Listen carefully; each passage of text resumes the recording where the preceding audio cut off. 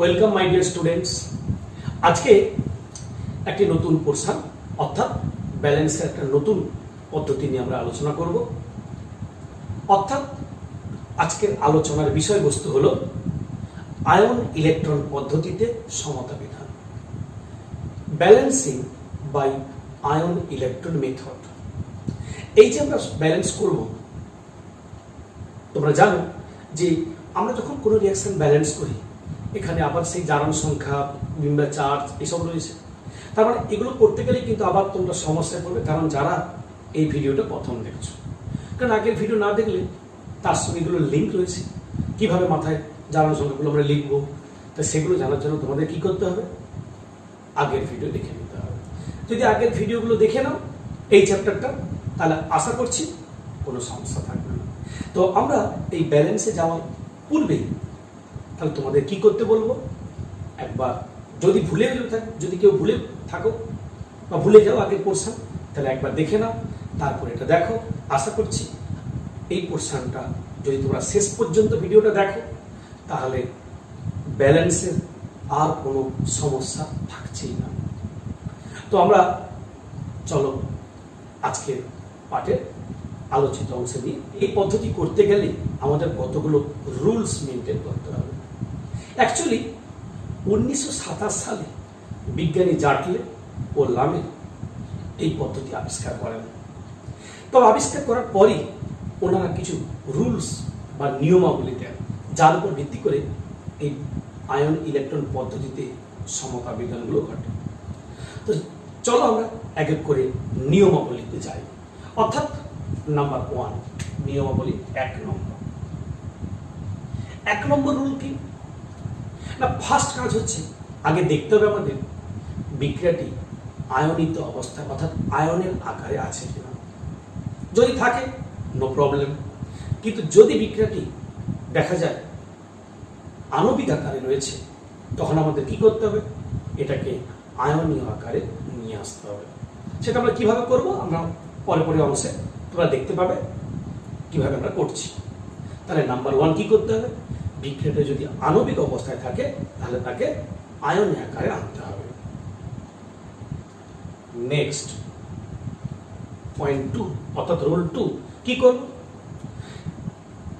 Ion হয়ে যাওয়ার পর অর্থাৎ আয়নীয় সমীকরণ হয়ে যাওয়ার পর বিক্রিয়াটিকে জারণ এবং বিজারণ অর্ধবিক্রিয়ায় ভাগ করে ফেলতে হবে। অর্থাৎ একটা হবে জারণ অর্ধবিক্রিয়া বা আরেকটা হবে বিজারণ অর্ধবিক্রিয়া। অর্থাৎ এক কথায় জারণ এবং বিজারণ অর্ধবিক্রিয়া দুটো পার্টে ভাগ করে ফেলতে হবে। নেক্সট রুল 3 নম্বর রুল কি না, আমাদের কাজ হবে জারণ অর্ধবিক্রিয়ায় সবসময় ইলেকট্রন বর্জন হয়। ওই বর্জিত ইলেকট্রনটা কি করতে হবে, তীর চিহ্নের রাইট সাইডে অর্থাৎ ডান দিকে লিখতে হবে। আর যদি বিজারণ অর্ধবিক্রিয়া হয় তাহলে সেক্ষেত্রে ইলেকট্রন গ্রহণ করবে, ইলেকট্রনটাকে আমরা কি করব, তীর চিহ্নের লেফট অর্থাৎ বাম দিকে আমরা লিখব। অর্থাৎ যদি অর্ধ জারণ হয় তাহলে কি করব, যদি বিক্রিয়াটা হয় এ থেকে বি তাহলে ইলেকট্রনটা রাইটে লিখব, এটাই বলতে চাইছি, হয়ে গেল। আর যদি জারণের পরিবর্তে অর্ধ বিজারণ হয় তখন কি করব, ইলেকট্রনটা বামে থাকবে তীর চিহ্ন, এটাই। অর্থাৎ পয়েন্ট 3 বা রুল 3। রুল 4 চতুর্থ নম্বর রুল, প্রতিটি অর্ধবিক্রিয়াকে সমতা বিধান করব। অর্থাৎ আমরা কি করেছি আগের পাঠে আলাদা আলাদা করে যখন লিখলাম, এবারে এখানে আমরা প্রত্যেকটাকে অর্থাৎ এক কথায় বললে আমরা কি করব না, জারণ অর্ধবিক্রিয়া এবং বিজারণ অর্ধবিক্রিয়া দুটোকে আলাদা আলাদা করে সমতা বিধান করব। অর্থাৎ এটা কত পয়েন্ট হলো বা রুল হলো 4। 5 অর্থাৎ 5, এখানে কি করব, তো প্রত্যেকটা অর্ধবিক্রিয়ার সমাধান হয়ে যাবার পর এবারে একটি ক্ষুদ্রতম পূর্ণ সংখ্যা দিয়ে আমরা গুণ করব। গুণ করব কাকে না, দুটো বিক্রিয়াতে ইলেকট্রনের সংখ্যা সমান করার জন্য। আমরা দেখাবো কিভাবে। ধরে নাও জারণ অর্ধবিক্রিয়াতে ইলেকট্রন লেগেছে 2টি, বিজারণ অর্ধবিক্রিয়াতে ইলেকট্রন লেগেছে 5টি। তার মানে উপরেরটাকে 5 দিয়ে গুণ, নিচেরটাকে 2 দিয়ে গুণ, কারণ ওটাকে গুণ করলে 10টা ইলেকট্রন, এটা 10টা ইলেকট্রন হবে। অর্থাৎ সহজ কথায় ইলেকট্রন 2 ক্ষেত্রে সমান করতে হবে। তার জন্য ক্ষুদ্রতম পূর্ণ সংখ্যা দিয়ে বা ক্ষুদ্রতম সংখ্যা দিয়ে আমরা গুণ করব। যে সংখ্যা দিয়ে গুণ করি না কেন, সে পূর্ণ সংখ্যা হোক যাই হোক, মোটামুটি 2 ক্ষেত্রে ইলেকট্রনের সংখ্যা সমান করতে, এটাই হলো আসল উদ্দেশ্য। রুল 6, এখানে কি করব, এইভাবে যখন প্রত্যেকটা অর্ধবিক্রিয়া সমাধান হয়ে গেল, ইলেকট্রন সমান করলাম, এবার দুটোকে যোগ করব। যোগ করার পর দেখব কমন পদার্থ, অর্থাৎ দেখা গেল এদিকেও কিছু জল রয়েছে, ওদিকেও রয়েছে, দেখা যাবে এদিকে থেকে ওদিকে বেশি। তার মানে এদিকে যদি উদাহরণ হিসেবে বললাম, এদিকে যদি 5টা জল থাকে, ওদিকে যদি 10টা থাকে, তাহলে 5টা বোথ সাইড থেকে বাদ দিয়ে দিলে এক্সেস 5টা জল ওইদিকেই রয়ে যাবে। বা এমন রিয়াকশন হলো, দেখা গেল অ্যাসিড এদিকেও রয়েছে, ওদিকেও রয়েছে, এদিকে বেশি রয়েছে, তাহলে যেদিকে বেশি সেদিকে বাড়তি অংশটুকু রয়ে যাবে, এটাই বলা। অর্থাৎ এটাই হলো রুল 6। তাহলে এই রুলগুলো যদি আমরা মেনটেন করি, তাহলে অবশ্যই আয়ন ইলেকট্রন পদ্ধতিতে আমরা সমতা বিধান করতে পারব। তাহলে এবারে আমরা কি যাব, কতগুলো উদাহরণ। কিন্তু একটা কথা আমাদের পরিষ্কার করে মনে রাখতে হবে, যখন আমরা বলেছিলাম যে জারণ এবং অর্ধবিজারণ বিক্রিয়াগুলোকে আমরা সমতা বিধান করব, তখন আমাদের মনে রাখতে হবে বিক্রিয়াটি অ্যাসিড মাধ্যমে ঘটছে না বিক্রিয়াটি ক্ষার মাধ্যমে ঘটেছে। কারণ অ্যাসিড মাধ্যমে ঘটলে তার জন্য আলাদা রুল, আর ক্ষার মাধ্যমে ঘটলে তার জন্য আলাদা রুল। তাহলে সেটুকু আমাদের আলোচনা করতে হবে। তাহলে আমাদের কি করব আমরা এখন, যে ওই রুলেরই মধ্যে স্পেশাল কেস, যে যখন আমরা সমতা বিধান করতে যাব দুটো আলাদা আলাদা রিয়াকশনকে, অর্ধবিক্রিয়াগুলোকে, তখন সেক্ষেত্রে আমরা সমস্যায় পড়বো। আর তার জন্য আমরা কি করব না, আমরা দেখবো বিক্রিয়াটা অ্যাসিড মাধ্যমে হয়েছে না ক্ষার মাধ্যমে, সেটাকে একটু ডিটেলসে আমরা আলোচনা করছি। এবারে দেখো, যদি অ্যাসিড মাধ্যমে হয়, তোমাদের মনে প্রশ্ন আসতে পারে, স্যার একটা বিক্রিয়া অ্যাসিড মাধ্যমে হচ্ছে কিনা বুঝবো কি করে? কিছুই না। যদি বিক্রিয়াটা অ্যাসিড মিডিয়ামে হয়, তাহলে অবশ্যই H+ থাকবে। আর যদি অ্যালকালাইন বা ক্ষার মাধ্যমে হয়, তাহলে OH- থাকবে। এবারে এইটা ভেরিফাই করবে যে কোন মাধ্যমে রিঅ্যাকশনটাকে আমরা ব্যালেন্স করছি। যদি অ্যাসিড মাধ্যমে করি, তাহলে H+।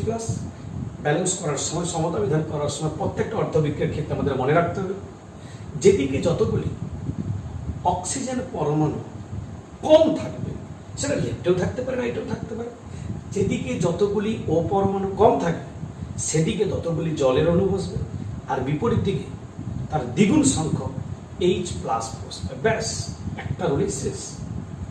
আবার বলছি, যেদিকে যতগুলি অক্সিজেন পরমাণু কম থাকবে সেদিকে ততগুলি জল অর্থাৎ জলের অণু বসবে, এবং বিপরীত দিকে দ্বিগুণ সংখ্যক H+ বসবে।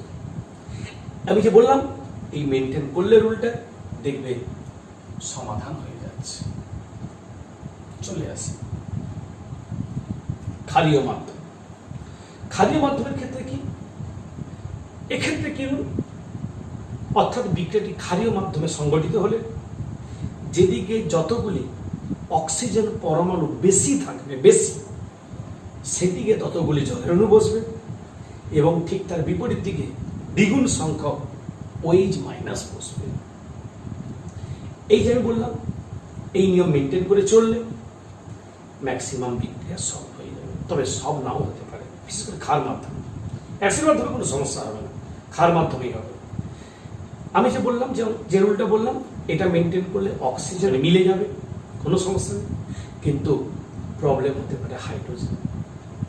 সেক্ষেত্রে কি করব, আবার আমরা H পরমাণু সংখ্যাটা সমান করবো। অর্থাৎ যে রুল আমি বললাম, এতেও যদি সমস্যার সমাধান না ঘটে, তাহলে যেদিকে যতগুলি H পরমাণু বেশি থাকবে, সে লেফটেও থাকতে পারে, রাইট সাইড দেখতে হবে বিক্রিয়া দেখে, যেদিকে যতগুলি H পরমাণু বেশি থাকবে সেদিকে ততগুলি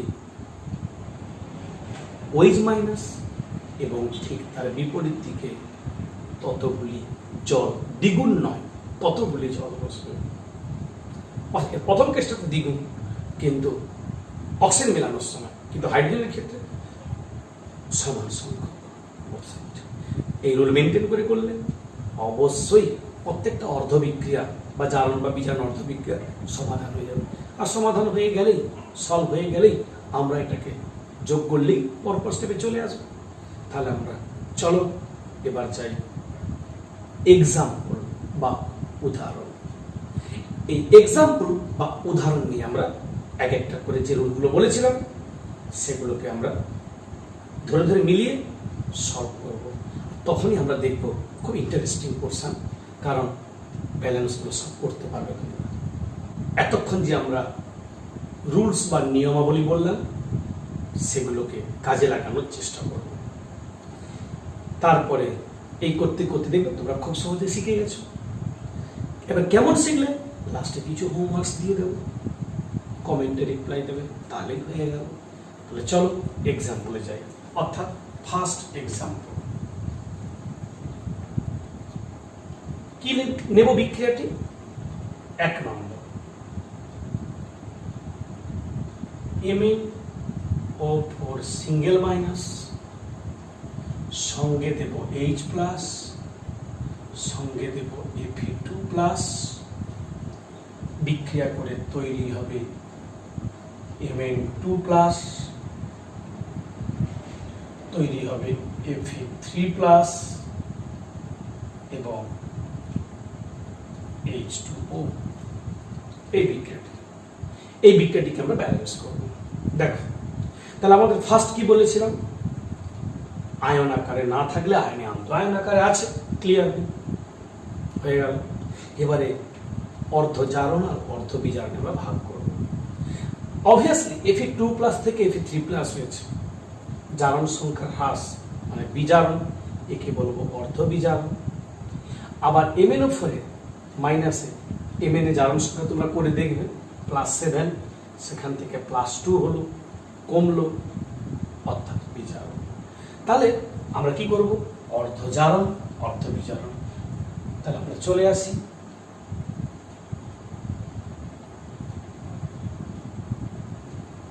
অর্ধ জারণ বিক্রিয়া। এই অর্ধ জারণে কি হবে? কে জারিত হয়েছে? Fe2 প্লাস থেকে Fe3 প্লাস, অর্ধ বিজারণ এখান থেকে এটা হয়েছে।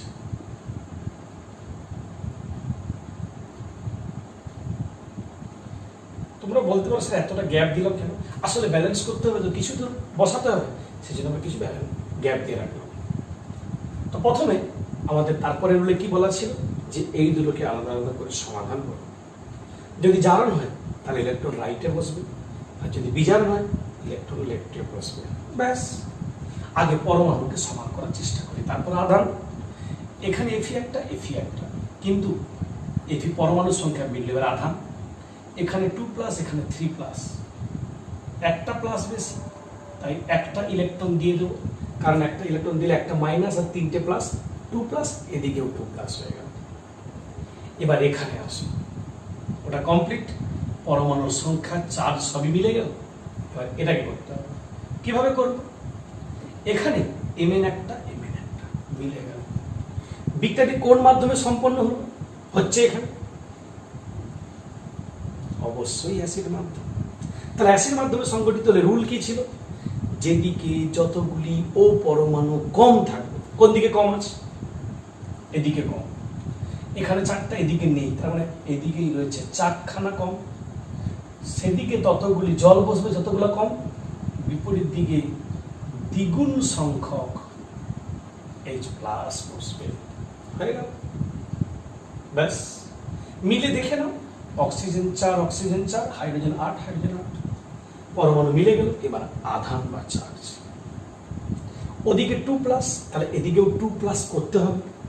এদিকে 8খানা প্লাস থেকে একটা মাইনাস চলে গেলে 7টা প্লাস, তাহলে 7টা প্লাস যদি হয়, দুটো প্লাস রাখতে চাই, বাকি 5টা নেগেটিভ অর্থাৎ ইলেকট্রন দিয়ে দিলেই তাহলে এই নিট যোগফল 2 প্লাস, ওদিকেও 2 প্লাস। দুটো অর্থ বিক্রিয়া সমাধান হয়ে গেল। তারপর হলে কি বলেছিলাম, দুজনকে যোগ করব, কিন্তু যোগ করার আগে ক্ষুদ্রতম সংখ্যাতে গুণ করব। দেখে নিই প্রথম কেস ক্ষেত্রে ইলেকট্রন একটা, এক্ষেত্রে ইলেকট্রন 5টা, তাহলে বোথ সাইড ইলেকট্রন সমান করতে হবে। তাই উপরের ইকুয়েশন বা সমীকরণটিকে আমরা হোল 5 দিয়ে গুণ করলাম। কারণ শুধু তো ইলেকট্রনকে গুণ করা যায় না, গুণ করতে গেলে টোটালটাকে গুণ করতে হবে, সেই জন্য থার্ড ব্র্যাকেট দিয়ে লিখলাম। এইবার পুরো পোর্শনটাকে আমরা যোগ করে ফেলব। 5 Fe2 প্লাস তীরচিহ্নের বাম দিকের এই রিঅ্যাকশনে যা ছিল সবগুলো বামে লিখব, তীরচিহ্নের ডান দিকে যা ছিল তাদেরকে ডানে লিখব, অর্থাৎ MnO4 মাইনাস যুক্ত H প্লাস যুক্ত 5e,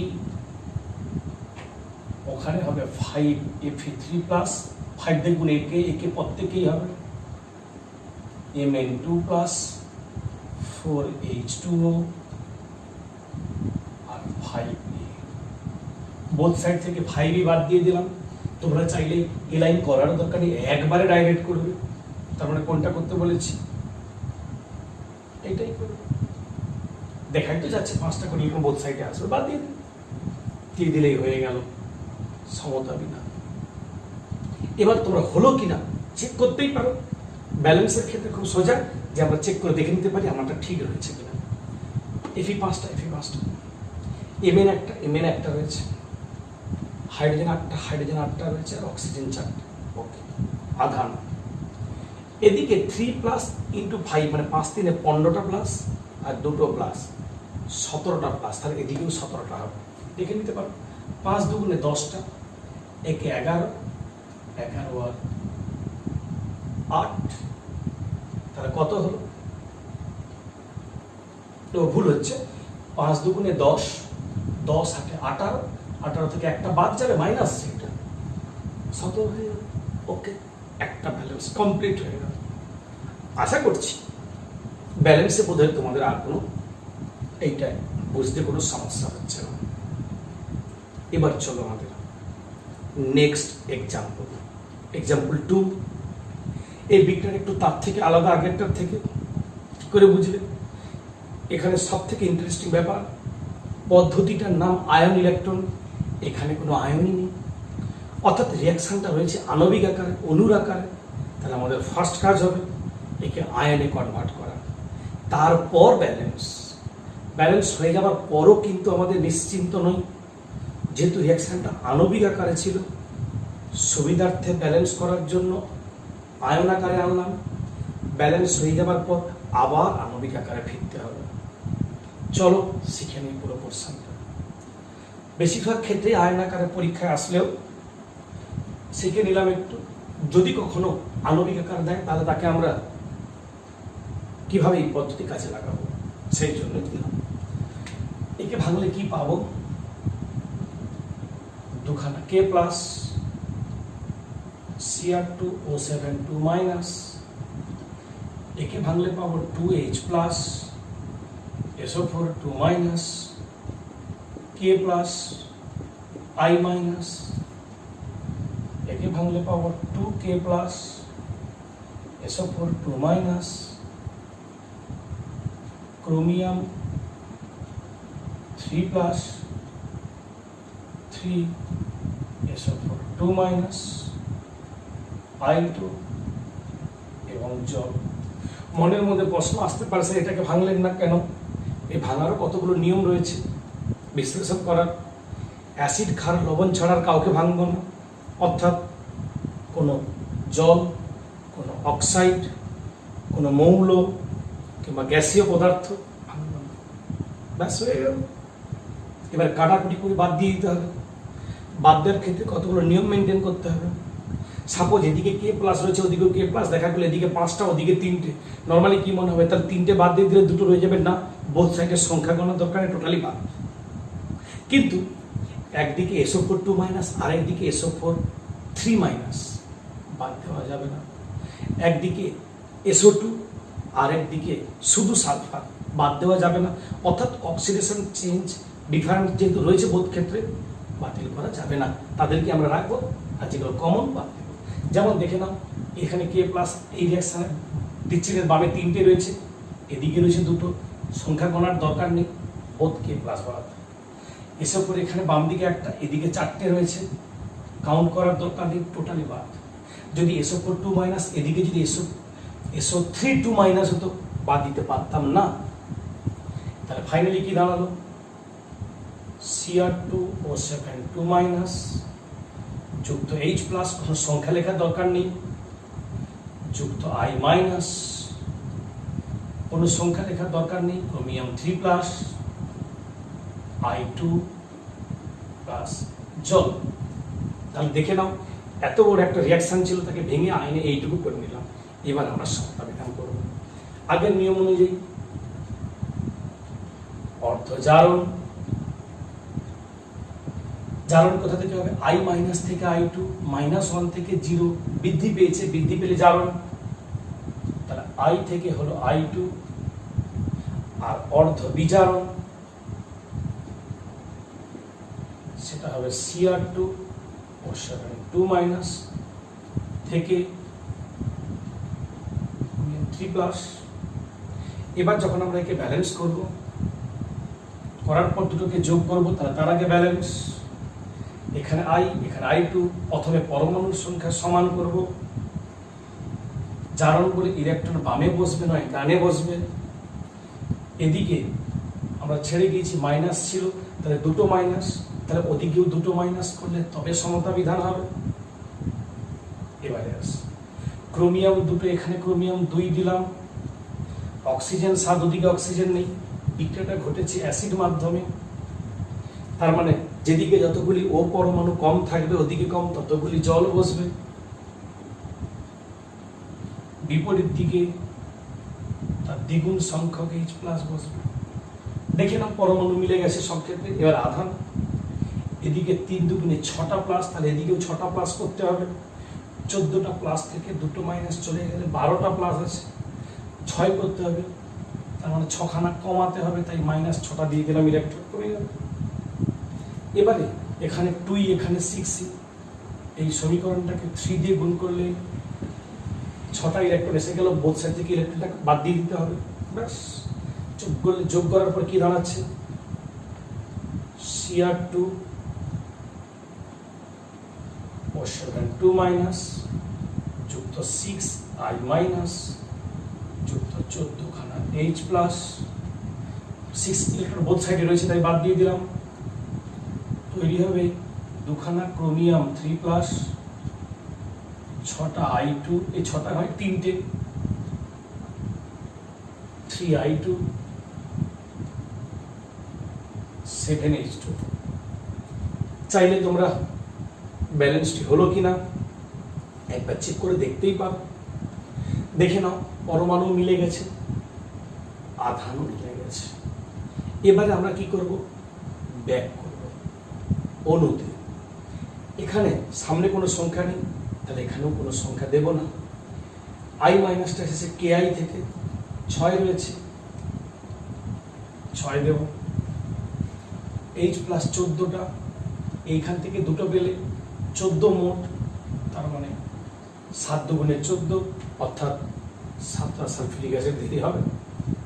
ওদিকে চলো, ক্রোমিয়াম 3 প্লাসের 2, এখানে ক্রোমিয়ামের ক্ষেত্রে কত আসছে, 2টি, ওখানে অলরেডি 2টো আছে, আর দেওয়ার দরকার নেই। I2 6, 3 দুগুণে 6, 7H2, ব্যাস হয়ে গেল।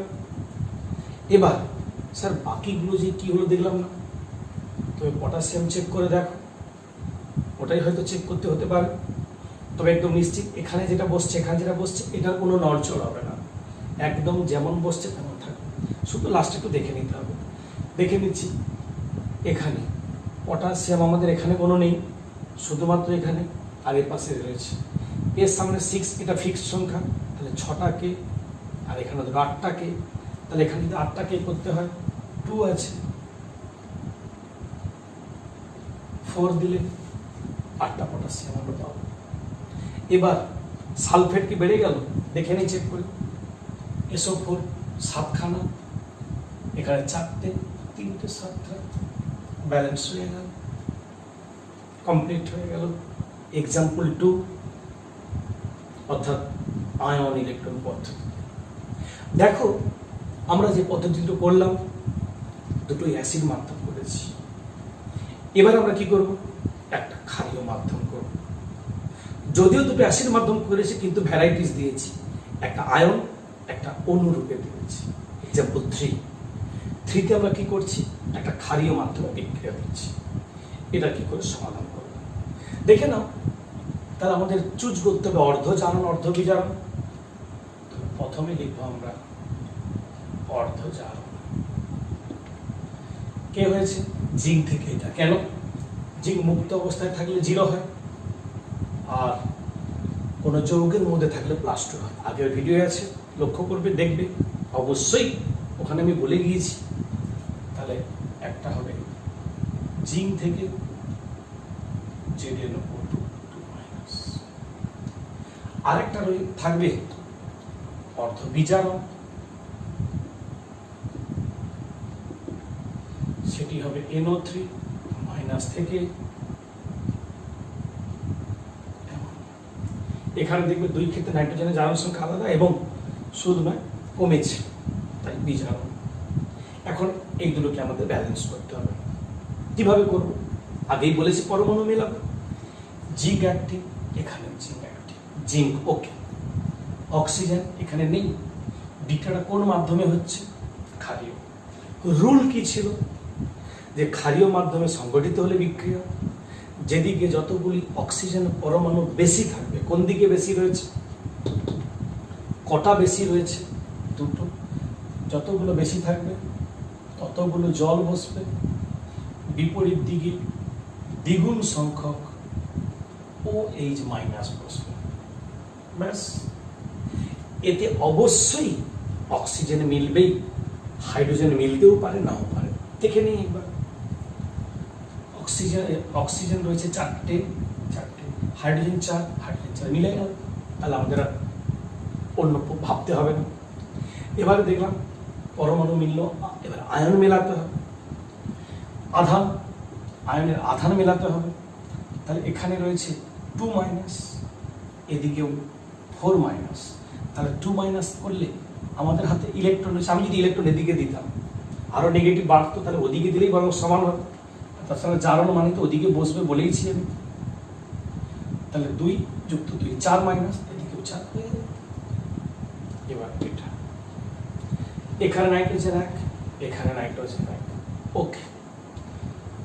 এদিকে অক্সিজেন 3, এদিকে হাইড্রোজেন। আমরা তো আগে হাইড্রোজেন ভাববো না, আগে অক্সিজেন ভাববো। অক্সিজেন 3, ওদিকে নেই। যেদিকে যতগুলি বেশি থাকবে এদিকে বেশি।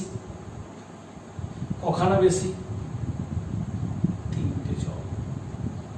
বিপরীত দিকে 6টি OH-। দেখে হাইড্রোজেন মিলছে কিনা আমরা পরে চেক করছি, আগে অক্সিজেন চেক করবো। অক্সিজেন 6টা, 3 আর 3 6, ওকে। এবার হাইড্রোজেন 6টা, 9টা রয়েছে, মিলবে না। অর্থাৎ কোনো ক্ষেত্রে মিলবে, কোনো ক্ষেত্রে মিলবে না হাইড্রোজেন। তখন কি করবো? এর সেকেন্ড পার্টটা কাজে লাগাবো। যেদিকে যতগুলি H পরমাণু বেশি থাকবে, কোন দিকে বেশি লক্ষ্য করে যাও। এদিকে 9টা, ওদিকে 6টা, তাহলে এদিকে বেশি রয়েছে 3খানা। তাহলে যতগুলো বেশি থাকবে ততগুলো OH- বসাবো। তার মানে আরো 3টে OH- এখানে বসবে। তাহলে 6-এর জায়গায় 9, আর এদিকে ততগুলি জল বসবে। অর্থাৎ 3টে যেহেতু বাড়িয়েছে, এদিকেও 3টা বাড়বে, 6। ব্যাস। এবার কিন্তু চেক করে দেখো অক্সিজেন হাইড্রোজেন কোনোটাই নেই। যে স্যার আপনি হাইড্রোজেন মিলে থেকে চেঞ্জ করলেন, অক্সিজেন চেঞ্জ হয়ে গেল না তো? চেক করে দেখতেই পারো, চেঞ্জ হচ্ছে না, একদম ফিক্সড। শুধু ইলেকট্রন বসাতে বাকি। এই রিঅ্যাকশন ইলেকট্রন কি করবো? এদিকে একটা মাইনাস, ওদিকে 9খানা মাইনাস। তাহলে উপায় কি আছে? তাহলে একমাত্র উপায়, এদিকে 8টি ইলেকট্রন বসাবে। তাহলে 8 আর একে 9, এদিকে 9 ক্লিয়ার হয়ে গেল। এবার এখানে 8টা এখানে 2টো, 4 দুগুণে 8, এই 8 হয়ে গেল। ওকে, তাহলে 4 অর্থাৎ 4Zn, একটা NO3 রয়েছে মাইনাস। এবার একটু লক্ষ্য করে দেখো, এদিকেও ওয়েজ মাইনাস, এদিকেও ওয়েজ মাইনাস, এদিকেও জল, এদিকেও জল। বলেছিলাম যে আমাদের সমান পোর্শন বোথ সাইড থেকে বাতিল করে দেব। একবারেও করা যায়, নাহলে লিখে আবার পরের লাইন এক্সট্রাও করা যায়। একটু চেক করে নাও, অক্সিজেন তাহলে 4 দিয়ে গুণ হলে 4 4 16টা, বাম দিকে রয়েছে 16 খানা, আর ওয়েজ মাইনাস, আর এদিকে রয়েছে 9 খানা। আর তো এখানে নেই, তাহলে 9টা, এদিকে 16টা, তাহলে 9টা বোথ সাইড থেকে বাদ দিয়ে দাও। তাহলে 16 থেকে যদি 9 বাদ দিয়ে দিই, পড়ে থাকবে কতগুলি? ঠিকই বলছো, পড়ে থাকবে 9 7 16, অর্থাৎ পড়ে থাকবে 7টা ওয়েজ মাইনাস। তার মানে 7 খানা ওয়েজ মাইনাস পড়ে থাকবে। চলে যাও, 4 দিয়ে গুণ হলে 4ZnO2 2 মাইনাস। অ্যামোনিয়া কোনো গুণের প্রশ্ন নেই। জল, জল এদিকে 8টা, এদিকে 6টা, তাহলে 6টা জল বোথ সাইড থেকে বাদ দিয়ে দাও, 2খানা জল ওদিকে রয়ে যাবে। হয়ে গেল ব্যালেন্স। চেক করে দেখে নাও খালির মাধ্যমে, অর্থাৎ 4Zn, একটা NO3 মাইনাস, 7খানা ওয়েজ মাইনাস, বিক্রিয়া করে তৈরি হবে 4খানা ZnO2 2 মাইনাস, 1খানা অ্যামোনিয়া এবং 2খানা জল। তোমরা যদি চেক করে দেখবে পরমাণু আধান সব মিলে গেল এবং মাধ্যমটা কি? ক্ষারীয় মাধ্যম। তার মানে আমাদের সিলেবাসে 2টি মাধ্যমিক বিক্রিয়া রয়েছে, অ্যাসিড এবং ক্ষার, এবং এই দুটো আমরা করলাম। আমরা 3টি এক্সাম্পল দিলাম। আশা করছি তোমাদের আর কোনো সমস্যা নেই ব্যালেন্স করতে। কোন পদ্ধতি? আয়ন ইলেকট্রন পদ্ধতিতে। তো এবারে যে শিখলে 3টি এক্সাম্পল দিলাম, তাহলে এই যে শিখলে এর একটা প্রুফড আমরা চাই, প্রমাণ চাই যে তোমরা কি শিখলে। তাই আমরা কি করব, এটা বোঝার জন্য আমরা কয়েকটা হোমওয়ার্ক দিচ্ছি বাড়িতে সমাধান করার জন্য। আমি আবারও বলছি, প্র্যাকটিস বেশি সংখ্যক করতে হবে।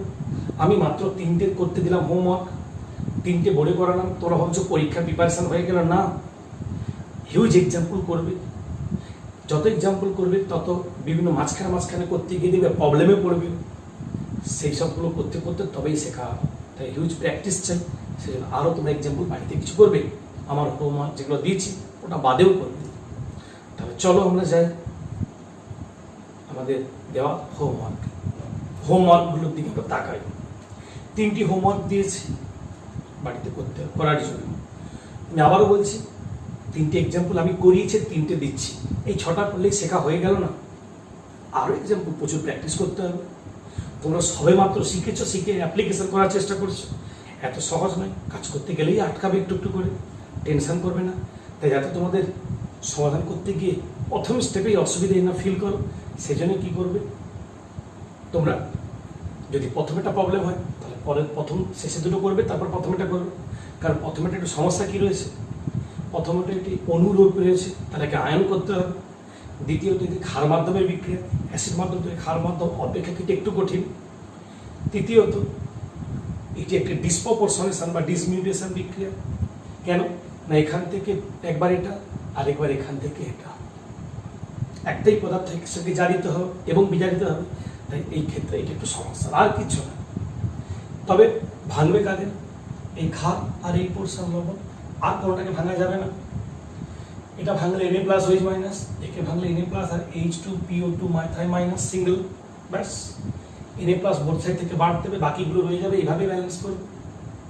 চলে আসো নেক্সট এক্সাম্পল। এইটি দেখতে পাচ্ছ বিক্রিয়াটি, এইখান থেকে এটা একটা অপশান নেবে, এখান থেকে এটা একটা অপশান নেবে, ব্যাস হয়ে গেল। কোনটা জানো নিজেই বুঝতে পারবে, জানার সংখ্যা তো জেনেই গেছো। এটা বের করে দেখবে +7 বেরোবে, থেকে +2। তার মানে এটা বিজারণ হবে, আর এটা দেখবে জারণ হবে। ব্যাস, দুটো পার্টে ভাগ করবে, যোগ আগে যে নিয়ম বলেছি নিয়ম মেনটেন করবে, তারপর দুটোকে যোগ করবে, হয়ে গেল। চলে এসো লাস্ট এক্সাম্পল বাড়ির জন্য, সেটা হলো 3। এটাও অ্যাটাচিং মাধ্যমে বিক্রিয়াটি হচ্ছে। একবার i মাইনাস থেকে i2 নেবে, আরেকবার iO3 মাইনাস থেকেই i2 নেবে। তার মানে কি দিলাম, একটু ঘুরিয়ে দিয়েছি তোমাদের। কেন বলছো, এখানে একটা পদার্থ জারিত বিজারিত হয়েছে, আবার এখানে ভিন্ন পদার্থ জারিত বিজারিত একই তৈরি করেছে, অর্থাৎ একটা ডিসপ্রপোর্শনেশন, একটা কম্প্রপোর্শনেশন। করবে ট্রাই, অসুবিধা হলে বলবে, আমি হেল্প করবো। তাহলে এখান থেকে এটা একটা পাবে, এখান থেকে এটা একটা পাবে, এখানে 0 অ্যাসিড মাধ্যমে হয়ে যাবে বিক্রিয়া। তাহলে চলো তোমরা কি করবে, খাতায় এগুলো ঝটপট করে করে নাও। করে নেওয়ার পরই আমাকে কমেন্টে জানাও যে অ্যান্সারগুলো। এবারে হয়ে গেলে তোমরা আরও হিউজ এক্সাম্পল করবে। সে সাল যে পড়েছে প্রিভিয়াস ইয়ারের সে কোশ্চেন হতে পারে, কিংবা কোনো কম্পিটিটিভ পরীক্ষার কোশ্চেন হতে পারে, যাক যেভাবেই পাক না কেন, বা কিংবা কোনো প্রশ্ন বিচিত্র বা কোনো বই পেলে যেখান থেকেই পাও না কেন সবই করতে পারো, সলভ করবে। পরীক্ষায় ব্যালেন্স প্রতি বছর আসে, অতএব এবছরও আসবে, চাইলে তোমরা সমাধান করলেই হয়ে গেল। তাহলে কি করবে, ফাইনালি বলছি, টেনশন না করে সলভ করে ফেলো ঝটপট, আর অ্যান্সারগুলো কমেন্টে জানাও। তোমাদের সঙ্গে আমার দেখা হবে নেক্সট ভিডিওতে। যদি ভিডিওটি ভালো লেগে থাকে অবশ্যই লাইক, শেয়ার এন্ড সাবস্ক্রাইব করবে।